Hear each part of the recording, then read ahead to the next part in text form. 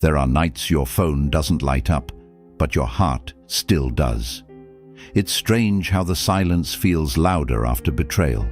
Not the dramatic kind, not the screaming, door-slamming kind, just the quiet kind. The kind where they slowly changed.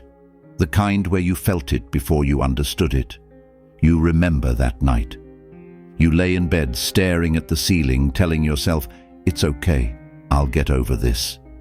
But you didn't. Because getting over someone who hurt you isn't the same as getting over someone you never loved. You didn't just lose a person. You lost the version of the future you built with them in your mind. You miss the good morning texts. You miss the inside jokes. You miss the way their voice softened when they said your name. And that's the part that confuses you. How can you miss someone who broke your trust? How can your heart long for the very hands that let it fall? You try to act strong. You tell your friends you're done. You delete the pictures. You remove the chats. But late at night, when the world is quiet, your mind replays everything, not the betrayal first. The laughter, the warmth, the feeling of being chosen. And that's where the ache begins. Because your heart doesn't miss the betrayal. It misses who they used to be, or maybe who you thought they were. Part 2. The attachment you didn't see. Growing. Love doesn't attach loudly. It attaches slowly. It's in the small things. The way you started telling them about your day without thinking. The way their opinion began to matter more than you admitted. The way your mood depended on their mood. You didn't notice the roots growing until pulling away felt like tearing something inside you. Betrayal doesn't instantly erase attachment. That's the cruel irony. Your brain knows what they did. Your heart remembers how they made you feel. And the heart always speaks in feelings, not logic. You miss the comfort, the familiarity, the sense of belonging, even if it wasn't perfect, even if it wasn't healthy, even if it ended painfully. Because attachment doesn't disappear just because someone proved they weren't who you hoped they were. You shared pieces of yourself with them. Secrets, fears, dreams. You let them see you without armor.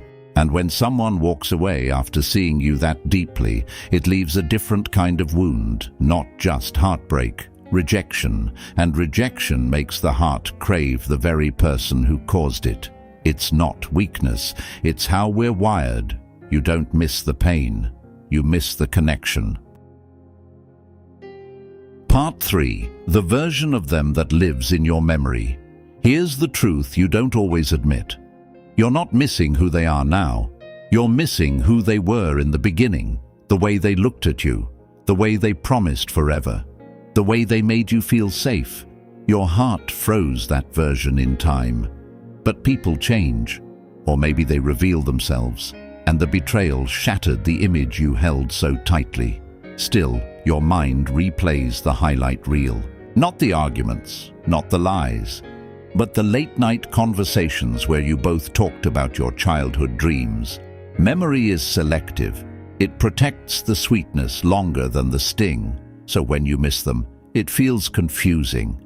You think, after everything they did, why do I still care? Because love doesn't shut off like a switch. It fades slowly, it lingers, it echoes. You're grieving not just a person, but a possibility. The possibility that they were your forever.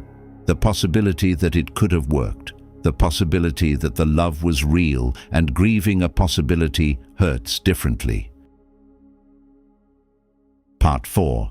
The ego, the wound, and the unfinished story.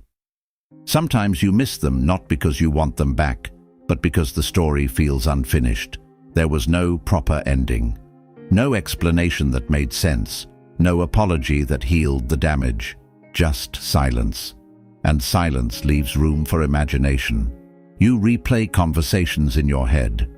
You think about what you should have said. You wonder if they ever think about you. Betrayal bruises the ego too. It makes you question your worth, your judgment, your ability to see red flags.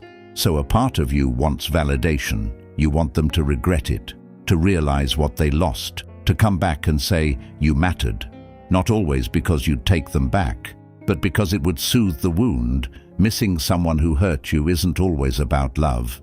Sometimes it's about closure, sometimes it's about pride, sometimes it's about wanting the pain to mean something. Your heart is trying to make sense of a story that ended without permission. Part 5. The day you understand the difference. One day something shifts. You still remember them, but it doesn't crush you the same way. You start to understand something powerful. You weren't missing them. You were missing how you felt when you believed in them. There's a difference. You miss the hope, the excitement, the version of yourself that loved freely without fear. And that's beautiful, because it means your heart is still capable of deep love. The person who betrayed you may have walked away, but the part of you that loves, that stays. And slowly you stop asking, why do I still miss them? And start asking, what did this teach me about myself? You learn that love is never wasted, even when it ends painfully. You learn that missing someone doesn't mean you should go back. It just means you cared deeply. And one day you'll meet someone who doesn't make your heart question itself. Someone who stays. Until then, be gentle with yourself. Your heart misses them not because you're weak, but because you loved honestly. And that kind of love will find its right home someday. If this message touched something inside you, don't scroll past it. Love isn't always loud, chasing, or obvious. Sometimes it hides in silence and distance. If you've ever felt confused by someone who cares but pulls away, this is your reminder. Not all distance is disinterest. Stay with this story. Reflect on the people who stepped back. Not because they didn't love you, but because loving you felt overwhelming, risky, or too real. If you're ready to choose peace, comment, I choose myself. Like this video if you're done questioning your sensitivity. Subscribe if you want reminders that love should feel safe, steady, and whole, not something you recover from. You're not late, you're right on time.